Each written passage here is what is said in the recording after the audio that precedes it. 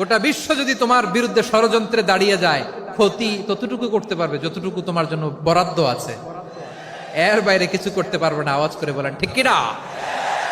কারণ ইদা জা নাসরুল্লাহি ওয়াল ফাতহ, যখন আল্লাহর সাহায্য আর বিজয় আসবে, ওয়া রাআইতান নাসা ইয়াদখুলুনা ফি দীনিল্লাহি আফওয়াজা, আপনি দেখবেন দলে দলে ঢলে ঢলে বানের পানির মতো মানুষ ইসলামের দিকে ঢুকতেছে। ইসলামের বিজয় হয়েছে।